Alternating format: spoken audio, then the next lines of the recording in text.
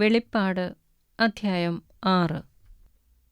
കുഞ്ഞാട് മുദ്രകളിൽ ഒന്ന് പൊട്ടിച്ചപ്പോൾ നീ വരിക എന്ന 4 ജീവികളിലൊന്ന് ഇടിമുഴക്കം പോലെ പറയുന്നത് ഞാൻ കേട്ടു.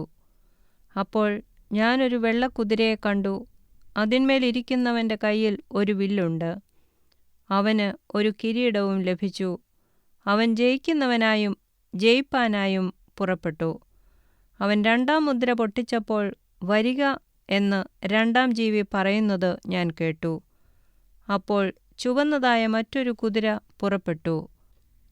അതിൻ്റെ പുറത്തിരിക്കുന്നവന് മനുഷ്യർ അന്യോന്യം കൊല്ലുവാൻ തക്കവണ്ണം ഭൂമിയിൽ നിന്ന് സമാധാനം എടുത്തുകളയേണ്ടതിന് അധികാരം ലഭിച്ചു. ഒരു വലിയ വാളും അവന് കിട്ടി. 3-ാം മുദ്ര പൊട്ടിച്ചപ്പോൾ വരിക എന്ന 3-ാം ജീവി പറയുന്നത് ഞാൻ കേട്ടു. അപ്പോൾ ഞാനൊരു കറുത്ത കുതിരയെ കണ്ടു. അതിന്മേലിരിക്കുന്നവൻ ഒരു തുലാസ് കയ്യിൽ പിടിച്ചിരുന്നു. 1 പണത്തിന് 1 ഇടങ്ങഴി കോതമ്പ്, 1 പണത്തിന് 3 ഇടങ്ങഴി യവം. എന്നാൽ എണ്ണയ്ക്കും വീഞ്ഞിനും കേടുവരുത്തരുത് എന്ന് 4 ജീവികളുടെയും നടുവിൽ നിന്ന് ഒരു ശബ്ദം ഞാൻ കേട്ടു. 4-ാം മുദ്ര പൊട്ടിച്ചപ്പോൾ വരിക എന്ന 4-ാം ജീവി പറയുന്നത് ഞാൻ കേട്ടു. അപ്പോൾ ഞാൻ മഞ്ഞ നിറമുള്ള ഒരു കുതിരയെ കണ്ടു. അതിന്മേലിരിക്കുന്നവന് മരണം എന്നു പേർ. പാതാളം അവനെ പിന്തുടർന്നു. അവർക്ക് വാളുകൊണ്ടും ക്ഷാമം കൊണ്ടും മഹാവ്യാധി കൊണ്ടും ഭൂമിയിലെ കാട്ടുമൃഗങ്ങളെക്കൊണ്ടും കൊന്നുകളവാൻ ഭൂമിയുടെ കാലാംശത്തിന്മേൽ അധികാരം ലഭിച്ചു. അവൻ 5-ാം മുദ്ര പൊട്ടിച്ചപ്പോൾ ദൈവവചനം നിമിത്തവും തങ്ങൾ പറഞ്ഞ സാക്ഷ്യം ഹേതുവായും അറുക്കപ്പെട്ടവരുടെ ആത്മാക്കളെ ഞാൻ യാഗപീഠത്തിൻ കീഴിൽ കണ്ടു.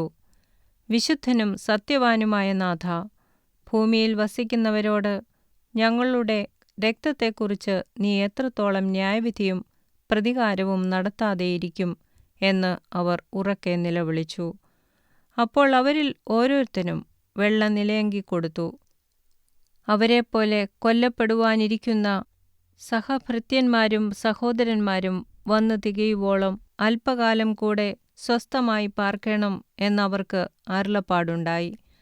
6-ാം മുദ്ര പൊട്ടിച്ചപ്പോൾ വലിയൊരു ഭൂകമ്പം ഉണ്ടായി. സൂര്യൻ കരിമ്പടം പോലെ കറുത്തു. ചന്ദ്രൻ മുഴുവനും രക്തതുല്യമായി തീർന്നു. അത്തിവൃക്ഷം പെരുങ്കാറ്റുകൊണ്ട് കുലുങ്ങിയിട്ട് കായുതിർക്കും പോലെ ആകാശത്തിലെ നക്ഷത്രങ്ങൾ ഭൂമിയിൽ വീണു. പുസ്തകച്ചുരുൾ ചുരുട്ടും പോലെ ആകാശം മാറിപ്പോയി. എല്ലാ മലയും ദ്വീപും സ്വസ്ഥാനത്തുനിന്ന് ഇളകിപ്പോയി. ഭൂമിയിലെ രാജാക്കന്മാരും മഹത്തുക്കളും സഹസ്രാധിപന്മാരും ധനവാന്മാരും ബലവാന്മാരും സകലദാസനും സ്വതന്ത്രനും ഗുഹകളിലും മലപ്പാറകളിലും ഒളിച്ചുകൊണ്ട് മലകളോടും പാറകളോടും ഞങ്ങളുടെ മേൽ വീഴുവീൻ, സിംഹാസനത്തിലിരിക്കുന്നവൻ്റെ മുഖം കാണാതവണ്ണവും കുഞ്ഞാടിൻ്റെ കോപം തട്ടാതവണ്ണവും ഞങ്ങളെ മറപ്പീൻ. അവരുടെ മഹാകോപദിവസം വന്നു, ആർക്ക് നിൽപ്പാൻ കഴിയും എന്നു പറഞ്ഞു.